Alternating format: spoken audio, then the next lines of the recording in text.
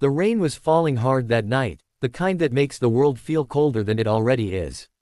Ethan Carter stood under a flickering streetlight, his worn-out jacket soaked through, his hands trembling, not from the cold, but from exhaustion.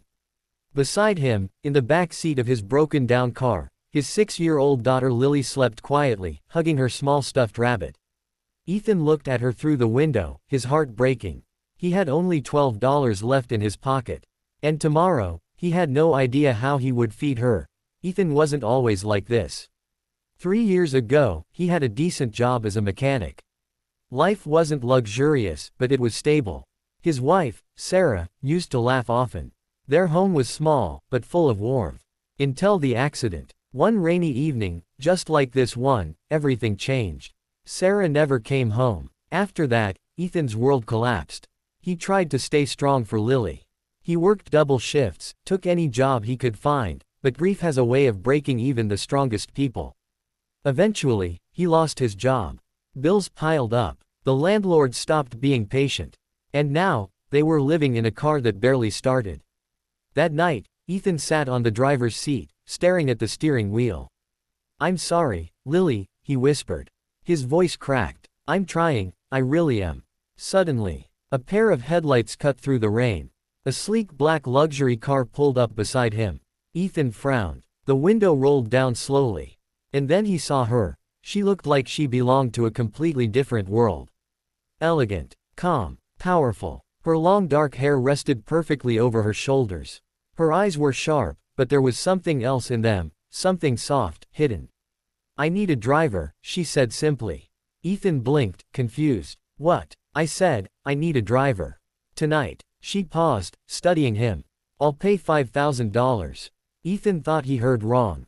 $5,000. She nodded. "Yes. Just for tonight." He looked down at his torn shoes, then back at her luxury car. This didn't make sense. "Why me?" he asked. She didn't answer immediately. Instead, her eyes shifted toward the back seat of his car, where Lily slept.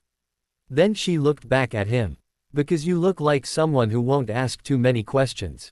Ethan hesitated. Something felt strange. Dangerous, even. But then he thought of Lily. Her empty stomach. Her tired little face. "I'll do it," he said. Her name was Victoria Hayes. CEO of one of the most powerful companies in the city. Ethan had heard the name before, but never imagined he would be sitting behind the wheel of her car.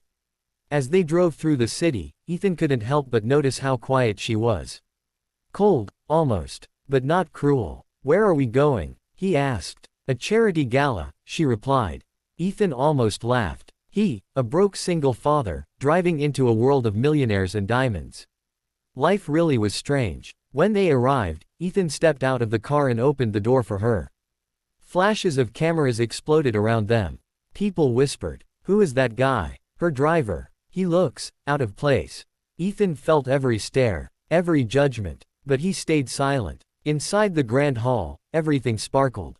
Crystal chandeliers, expensive dresses, fake smiles. Victoria turned to him. "Stay close," she said. Ethan frowned. "I thought I was just the driver." "You are," she said. "But tonight, I need you to be something more."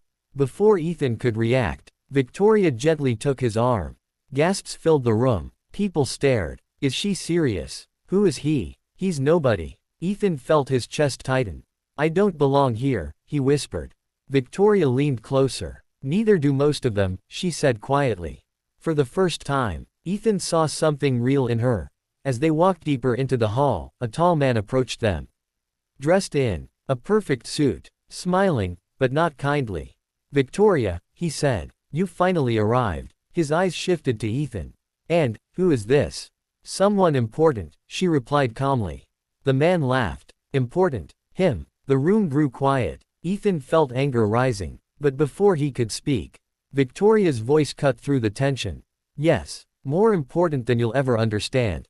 The man's smile faded. "Be careful, Victoria," he said. "People are watching." She didn't respond, but Ethan noticed something. Her hand was shaking slightly. Later that night, outside on the balcony, away from the crowd, Ethan finally asked, "Why did you bring me here?" Victoria looked at the city lights. For a long moment, she said nothing. Then quietly, "Because I needed someone real." Ethan frowned. What do you mean? She turned to him. Everyone here wants something from me. Money, power, status. Her voice softened. But you didn't even want to take the job at first. Ethan looked away. I just needed the money.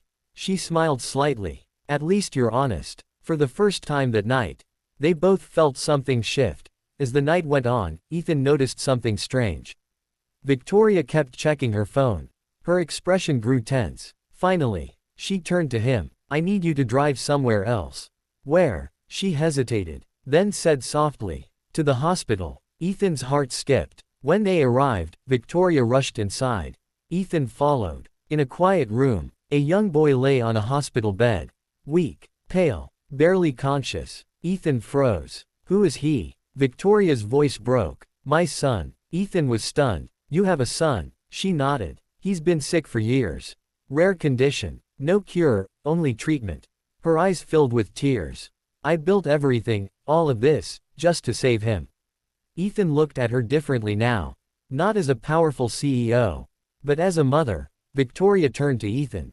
There's something else you should know. Her voice was shaking now. I didn't pick you randomly. Ethan frowned. What do you mean? She took a deep breath. Then said the words that changed everything. You're the donor match. Ethan's world stopped. What? We've been searching for years, she continued. The team ran background medical scans through public records, emergency visits, anything. She looked straight at him. And somehow, we found you. Ethan stepped back. This is insane. I know, she said. That's why I couldn't just tell you. Ethan's mind raced. You brought me here, for this. Victoria shook her head quickly. No, not just for that. Her voice broke. I wanted to meet you first. To see who you really are. Silence filled the room. Ethan looked at the boy. So fragile, so innocent. Then he thought of Lily. His daughter. His entire world. If I do this, Ethan said slowly, what happens to me? Victoria swallowed. It's risky. Not life-threatening, but it could affect your health.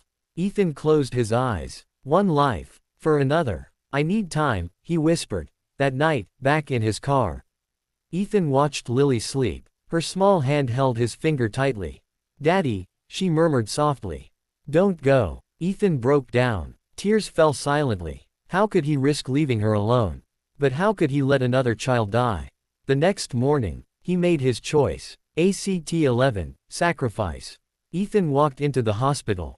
Victoria stood there, hope in her eyes, fear in her heart. I'll do it, Ethan said. Victoria covered her mouth. Tears fell. Thank you, she whispered. The surgery was long, painful, uncertain, but it worked. The boy survived. Weeks later, Ethan woke up in recovery. Weak, but alive. And beside him, Lily, smiling, and Victoria, crying. I promised you $5,000, Victoria said softly. Ethan shook his head. I didn't do it for money. She smiled. I know. Then she handed him something else. A house key. I need someone real in my life, she said. Not as a driver. She paused. But as family. Ethan looked at her, at her son, at Lily, and for the first time in years, he felt hope. Months later, a small house filled with laughter. 2 children playing. A man who found purpose again. A woman who found something she never expected. Love. Sometimes life tests you in the hardest ways. But kindness, sacrifice, and love always find a way back. If this story touched your heart, don't forget to heart like, speech balloon, comment your feelings, and bell subscribe for more emotional stories that stay with you forever. Crying Sparkles.